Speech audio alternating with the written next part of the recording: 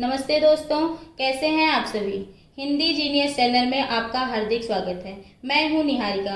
आज मैं एक नए और महत्वपूर्ण वीडियो के साथ आपके समक्ष प्रस्तुत हूं और उसका नाम है शब्द विचार। इससे पहले मैं शुरुआत करूं, चैनल को सब्सक्राइब करना न भूलें।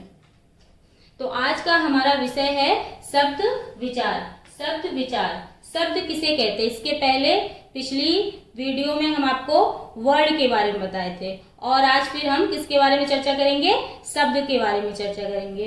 तो वर्णों के सार्थक समूह को क्या कहते हैं, शब्द कहते हैं। क्या कहते हैं, शब्द कहते हैं। जैसे क प्लस अ प्लस म प्लस अ प्लस ल प्लस अ, क्या बना, कमल। क्या बना, कमल। तो ये क्या बन गया, एक शब्द बन गया। क्या हो गया, एक शब्द हो गया।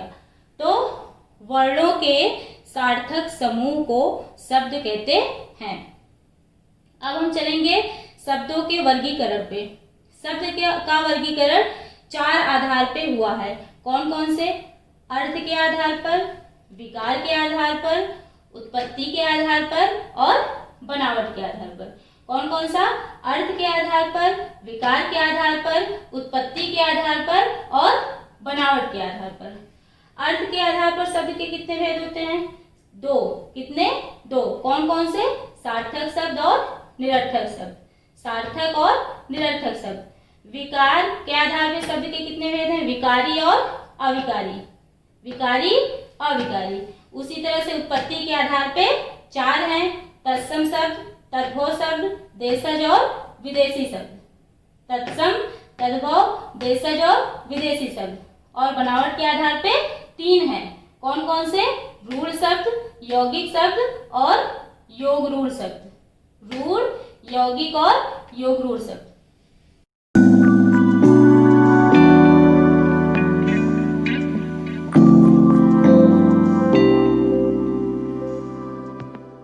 तो शब्दों के आधार पे चार प्रकार के होते हैं। चार प्रकार से वर्गीकरण किया गया है, जो कि आपको भी बताया गया है।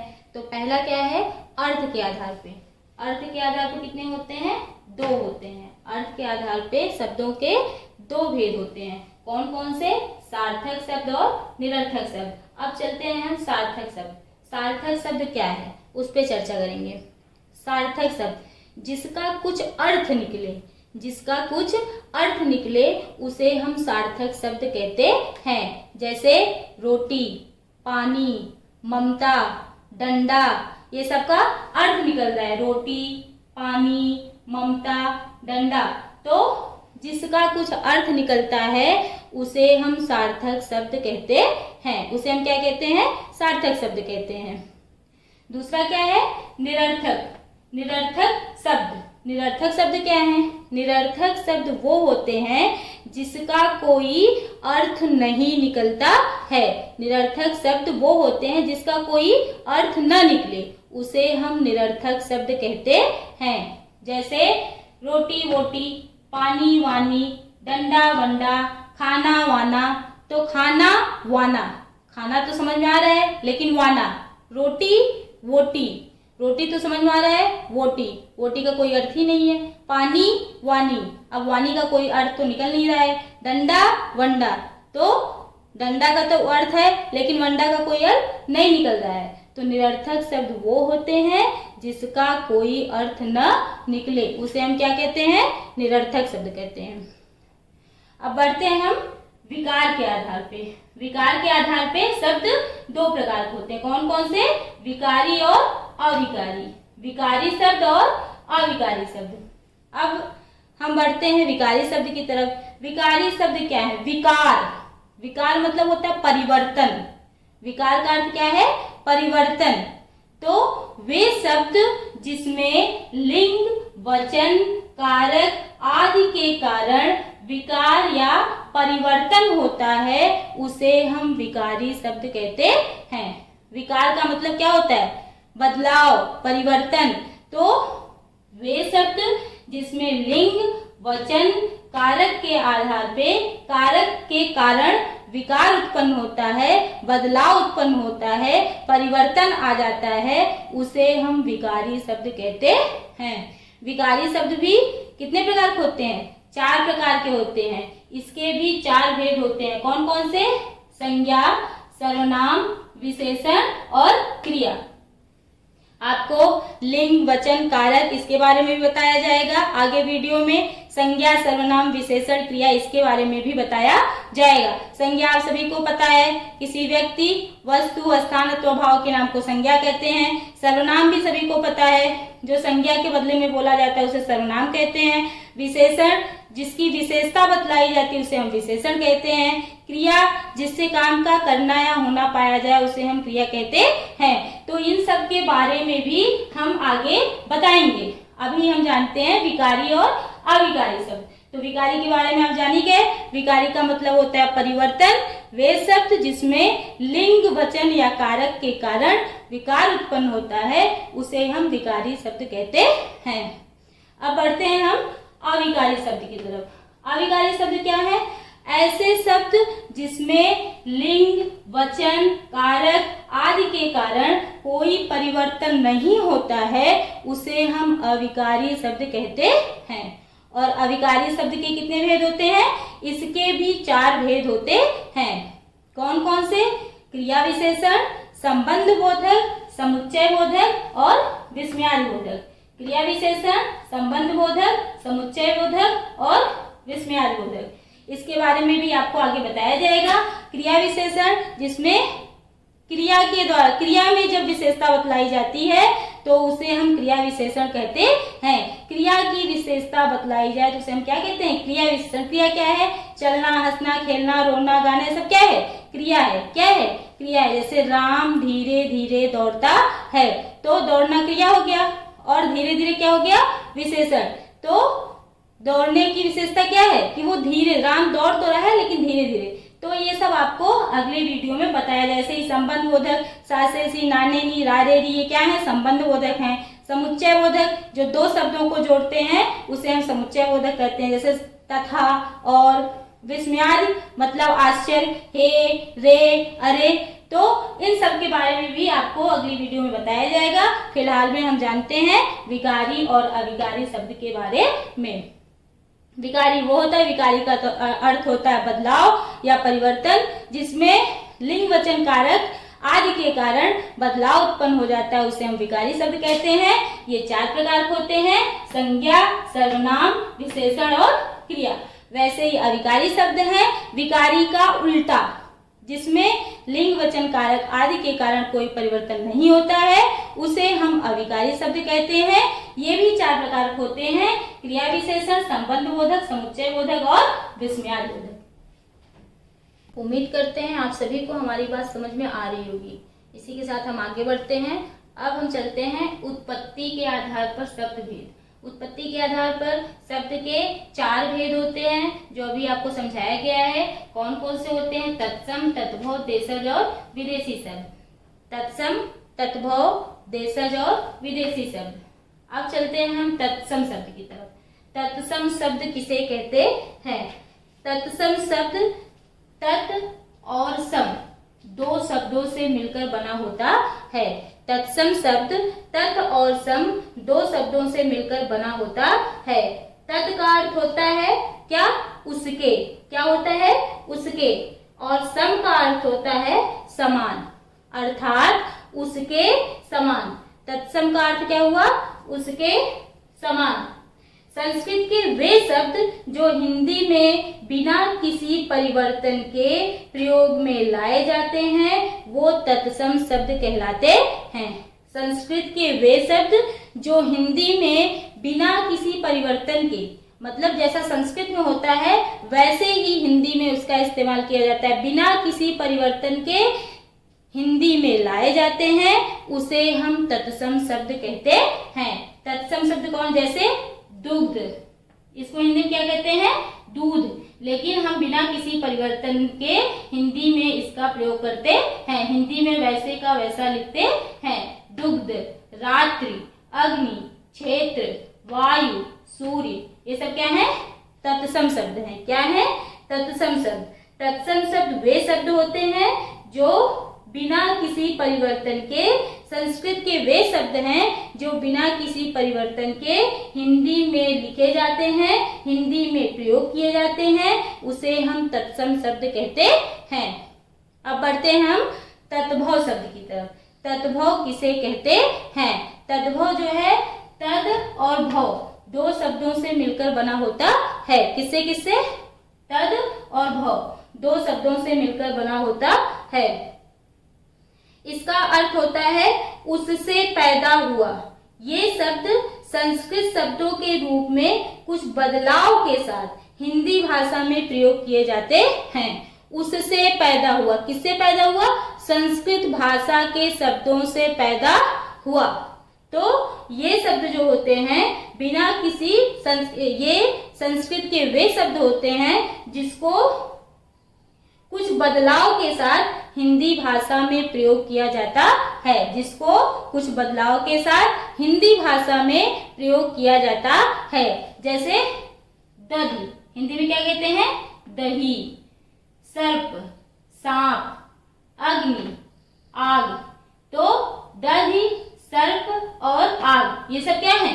तद्भव शब्द हैं। क्या है? तद्भव शब्द हैं। आप सभी को समझ में आ रही होगी हमारी बात। तो हम बढ़ते हैं आगे देशज शब्द की तरफ। अब देशज शब्द किसे कहते हैं?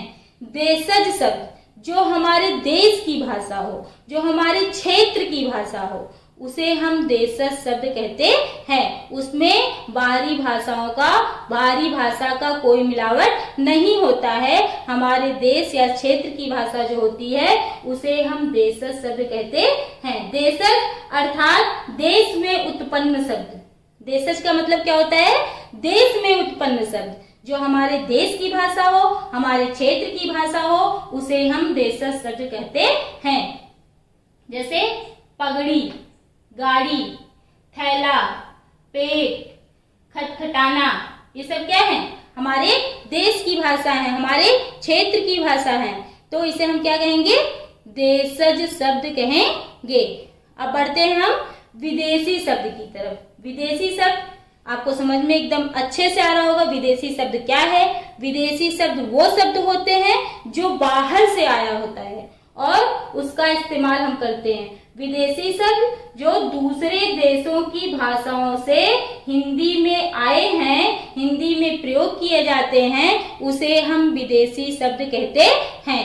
जैसे स्कूल, अनार, कैंची, पुलिस, रिक्शा, स्टेशन, ये सब क्या है? विदेशी शब्द हैं। क्या है? विदेशी शब्द हैं। आप ये जो बताया जा रहा है इसे अच्छे से समझिए, इसे याद करिए और कहीं लिखते भी जाइए, क्योंकि ये सारी चीजें विभिन्न प्रतियोगी परीक्षाओं में स्कूल के जो बच्चे होंगे उनके भी काम ही आएगा। तो इनका आप अलग से नोट्स बनाते जाइए और याद करते जाइए, ये आपके काम आएंगे और ये बहुत ही इंपॉर्टेंट है। देशज शब्द, विदेशज शब्द, तद्भव शब्द, तत्सम शब्द, ये सब एग्जाम में पूछे जाते हैं। तो आप इसको ध्यान से पढ़िए। तो आपको समझ में आ गया विदेशी शब्द क्या है? जो बाहर से आए हैं और हम अपने देश में उसका इस्तेमाल करते हैं, बोलते हैं, तो उसे हम क्या कहते हैं? विदेशी शब्द कहते हैं। दूसरे देशों की भाषाओं से हिंदी में आए शब्द क्या कहलाते हैं? विदेशी शब्द कहलाते हैं। क्या कहलाते हैं? विदेशी शब्द कहलाते हैं। स्कूल, अनार, कैंची, पुलिस, रिक्शा, स्टेशन, ये सब क्या है? विदेशी शब्द हैं। क्या है? विदेशी शब्द हैं। अब बढ़ते हैं आगे बनावट के आधार पर शब्द भेद। बनावट के आधार पर शब्द के कितने भेद होते हैं? 3 होते हैं, रूढ़, यौगिक और योग रूढ़। रूढ़ शब्द, यौगिक शब्द और योग रूढ़। अब रूढ़ शब्द क्या होता है? इसको आप रूढ़ शब्द जिसका खंड न किया जा सके, जिसका खंड न हो, ऐसे शब्द जो जिसका खंड न किया जा सके, जिसके टुकड़े न किया जा सके, उसे हम क्या कहते हैं? रूढ़ शब्द कहते हैं। रूढ़ शब्द वे शब्द होते हैं जिनका खंड करने पर उनका कोई अर्थ नहीं निकलता है। रूढ़ शब्द वो शब्द होते हैं जिसके टुकड़े भी आप कर देंगे तो उनका अर्थ नहीं, टुकड़ा करने पर, खंड करने पर उसका अर्थ न निकले, उसे हम रूढ़ शब्द कहते हैं। तो घोड़ा, पुस्तक, दूध, गाय, पेड़, दीपक, ये सब क्या है? रूढ़ शब्द हैं। क्या है? रूढ़ शब्द हैं। इन शब्दों का खंड करने पर इसका कोई अर्थ नहीं निकलता है। तो ये सब क्या है? घोड़ा, पुस्तक, दूध, गाय, पेड़ और दीपक, ये सब क्या है? रूढ़ शब्द हैं। अब बढ़ते हैं हम यौगिक शब्द की तरफ। यौगिक शब्द किसे कहते हैं? यौगिक, योग, जोड़, जो दो शब्दों के जोड़ से बना होता है उसे हम यौगिक शब्द कहते हैं। यौगिक शब्द क्या है? वे शब्द जो दो शब्दों के योग से, जो दो शब्दों के जोड़ से बनते हैं उसे हम यौगिक शब्द कहते हैं। जैसे देवालय, देव प्लस आलय, राजपुरुष, राज प्लस पुरुष, हिमालय, हिम प्लस आलय, पुस्तकालय, पुस्तक प्लस आलय। तो ये सब क्या है? यौगिक शब्द हैं, जो दो शब्दों के योग से, दो शब्दों के जोड़ से बनते हैं, उन्हें हम यौगिक शब्द कहते हैं। उन्हें हम क्या कहते हैं? यौगिक शब्द कहते हैं। योग रूढ़, योग रूढ़ क्या है? जो शब्द दो या दो से अधिक शब्दों के मेल से बने होते हैं और उनका एक विशेष अर्थ भी निकलता है उसे हम योग रूढ़ शब्द कहते हैं। ऐसे शब्द जो दो या दो शब्दों के जोड़ से बनते हैं और उनका एक विशेष अर्थ भी निकलता है उसे हम योग रूढ़ शब्द कहते हैं। जैसे नीलकंठ, नील प्लस कंठ, नीले कंठ वाला। नीले कंठ वाला कौन था? भगवान शिव, और भगवान शिव एक विशेष अर्थ में है। तो नीलकंठ, नील प्लस कंठ, नीले कंठ वाला अर्थात भगवान शिव। तो ये क्या है? योग रूढ़ है। क्या है? योग रूढ़ है। ऐसे ही दशानन, दस मतलब आप समझ ही रहे हैं, दस और आनन मतलब मुख, अर्थात 10 मुख वाला। और 10 मुख वाला कौन था? रावण था। कौन था? रावण। तो रावण एक विशेष अर्थ है। विशेष अर्थ क्या हुआ? रावण। तो ये क्या हुआ? योग रूढ़ शब्द हुआ। क्या हुआ? योग रूढ़ शब्द हुआ। ऐसे ही पंकज, पंख प्लस जग। पंख मतलब आप समझते हैं कीचड़, कीचड़ में उत्पन्न होने वाला, और कीचड़ में क्या उत्पन्न होता है? कमल। तो कमल क्या हुआ? विशेष हुआ। तो ये सब क्या हुए? योग रूढ़ शब्द हुए। उम्मीद करते हैं आप सभी को हमारी बात समझ में आ रही होगी। उम्मीद करती हूँ आज का हमारा वीडियो आपको बहुत पसंद आया होगा। तो आप चैनल को लाइक कीजिए और सब्सक्राइब नहीं किए हो तो सब्सक्राइब कीजिए, और हाँ, बेल आइकन को जरूर दबाइए ताकि आपको नया अपडेट मिले। साथ ही आप अपने मित्रों एवं परिचितों को शेयर करें ताकि उनके काम आए। अगली वीडियो मैं जल्द लेकर आऊँगी। तब तक के लिए धन्यवाद।